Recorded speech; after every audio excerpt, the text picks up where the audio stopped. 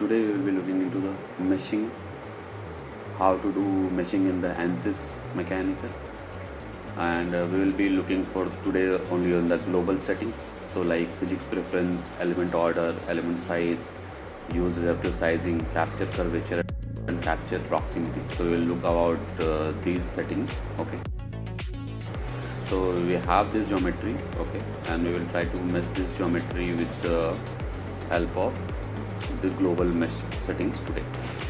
So this is your geometry. Now we have here the details of the settings of the global setting of the meshing. In this one we have the display style. So how do you want to see the geometry here? So it is user geometry setting right now. If you can, we can change it to the element quality, or we can change it to aspect ratio. These are when you have a mesh, then you can see the contour based on these settings. Right now there is no mesh, so we can't see it, but when we mesh it, I'll show you it in later. Okay, so now we have it at a geometry setting. Okay, now next we have a physics preference, which is mechanical, non-linear mechanical, CFD and others. Okay, so depending upon the type of analysis we are doing, we can change this to have a proper mesh suitable for that analysis. Okay, then we have the element order, where you can apply the element as a linear and quadratic element type, and you have an element size. So whatever the size of element you want, you can apply with the help of element size. So right now everything is at default setting. Okay, when we open a static structure, everything is at default setting. Now let's try to mesh this part with the help of default setting. Okay, so now if we mesh it with the help of default setting,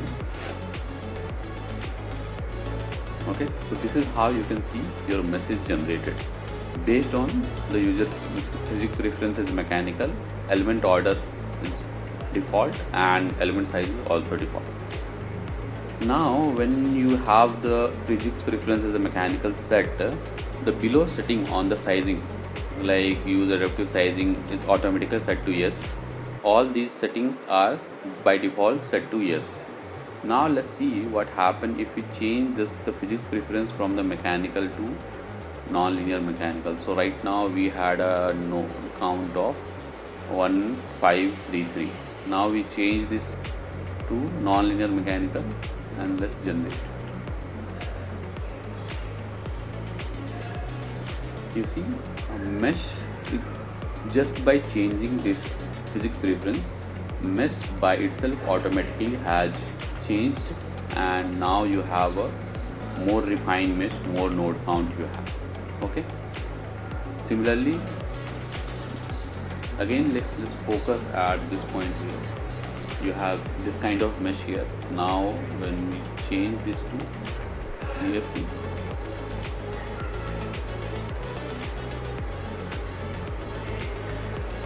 now you see again this curvature is captured more properly, and the growth of the element from the smaller element to bigger element is more smoother.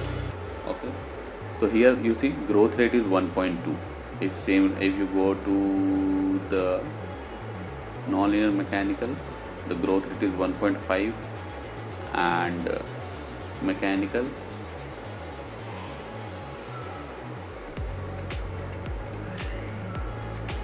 the growth rate is 1.8. Okay, but this is in user adaptive setting has to be no, that is not available in the yes. So when you change from mechanical to non-mechanical, you have this setting by default to set. Okay, so by changing these features, meshes are automatically controlled, but we can do all these settings by ourselves also. So now let's go to mechanical and generate the mesh. Okay, so for example, if we are doing a non-linear analysis, we can just switch it to non-linear mechanical and we can get a very refined mesh. But if you want to control all the aspects by ourselves, like a refined mesh at this season and other things that we can do by ourselves also. So now let's go and check what happens with the element order. So right now the element order is program control. Now let's check the nodes of the element. So you see there is an element in node in between the two nodes. There is another node at this location. Okay. Now if we change it to linear and generate the mesh, now we have two nodes and we don't see the mid side node. Okay, so mid node is eliminated. So whenever you want to generate a mesh in such a way that you don't want to increase the node count a lot and reduce this node, so then you can use this setting to linear. If you have linear node count, linear element, you will have just 280 nodes. Now if we switch it to quadratic and generate, you have 1533. So this way you can reduce the node count to, and when you have lesser node count, their simulation will be faster. But always there is a relationship between the node count and the accuracy. So these kind of things need to be considered when you are meshing. So at which location you want to refine, or which bodies you want to refine. Okay, so depending on those aspects, you can take your decision if you want a quadratic mesh, linear mesh. Okay, what should be the element size, what should be the physics reference. So but still I can see the elements are very big.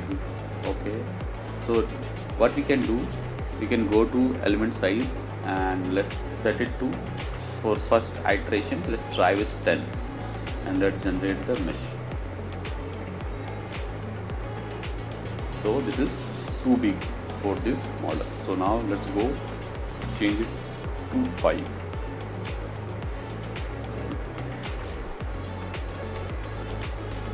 It's still too big. Now let's go to 2.5.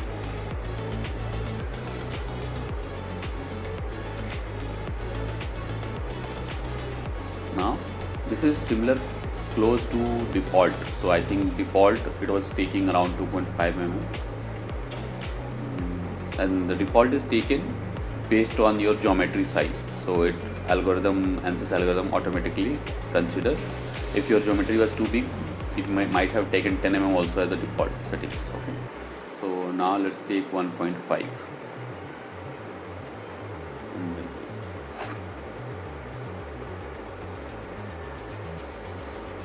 Yeah, so now okay, so at all locations the elements are small now, so it is okay.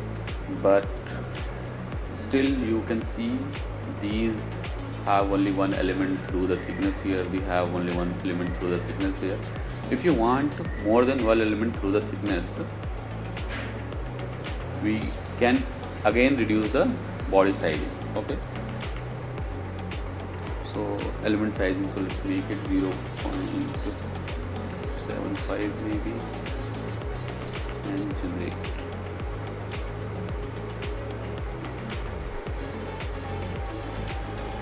Okay, so now you have at least 2 elements here.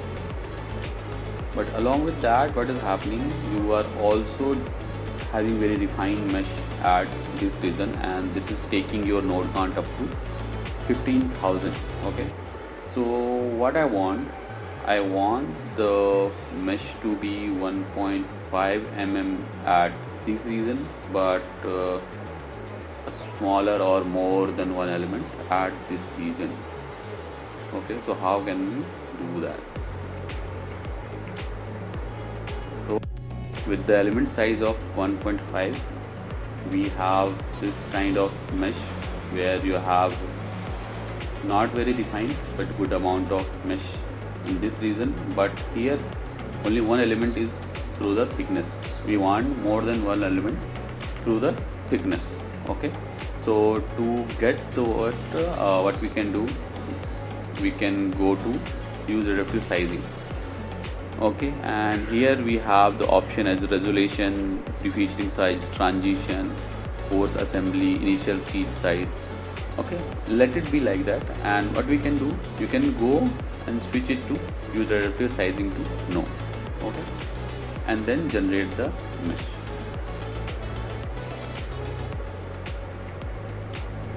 Okay, by just changing it to no, now you have more refined mesh here and 2 element through the thickness.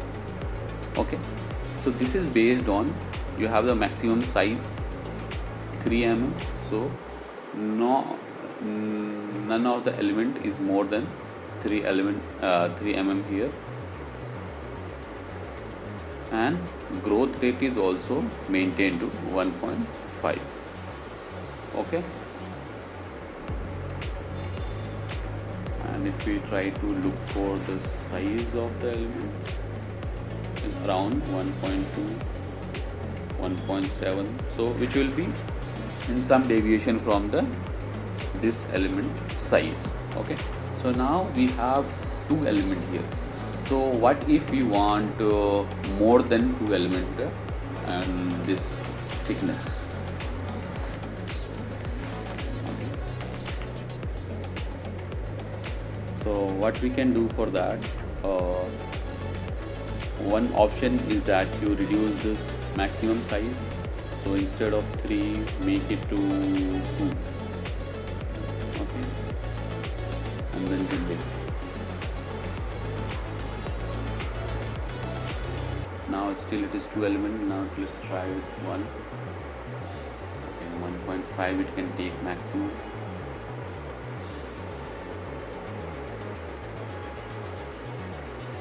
So by changing this one, we are not getting. Okay, so let it be default. Then let's try with capture proximity. So let's make it switch yes.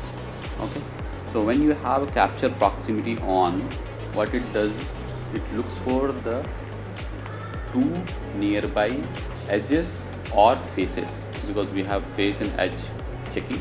So it will look for, and based on the gap factor 3, it will try to create 3 element at this region here. Okay, so now let's generate.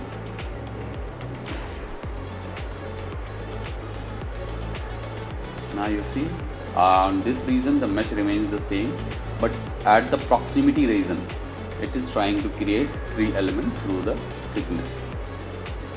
Okay, it is not very smooth, but there is trying to create 3 elements through the thickness. Maybe it is not visible in this case very good. Let's try to take the another body we have here, this one, hide all other body, and let's try to generate mesh on this one.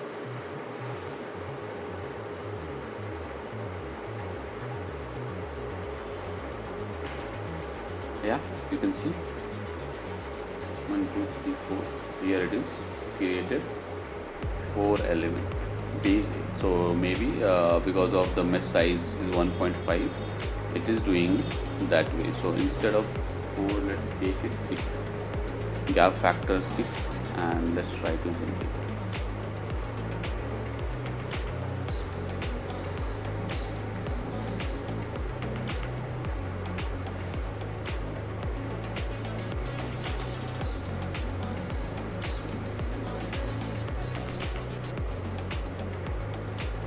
Yeah, now you see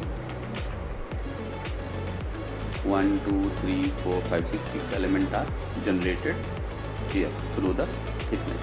So this way the capture proximity helps to create the mesh. Okay.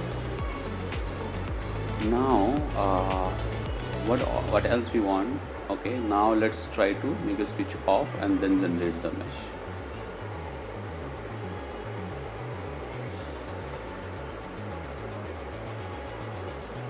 So when we generate the mesh, we see that okay, this curve is captured okay, but at this fillet location we are just getting only 1 element. Okay, so to capture more than 1 element or to get a more than 1 element at these regions, from the global setting what we can do, we can capture curvature, switch on the capture curvature. Okay, so I just switch on the capture curvature and generate the mesh.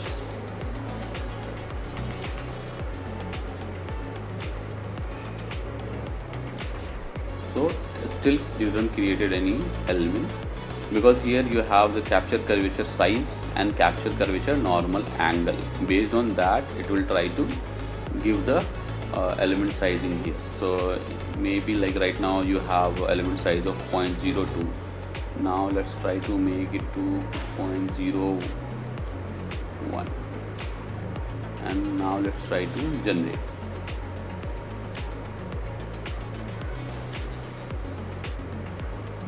So still we have the only one element. Okay, now let's try to change this angle. So it was 70 before, now let's make it to 45.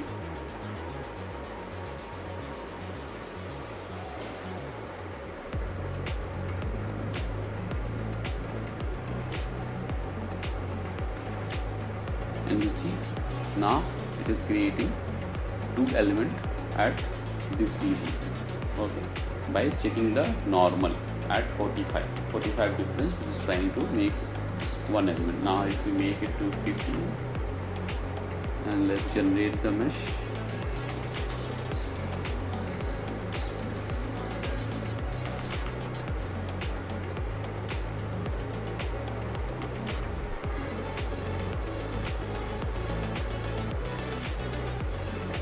You now see at 15 degree, 15 degree, 15 degree, it is trying to make one element.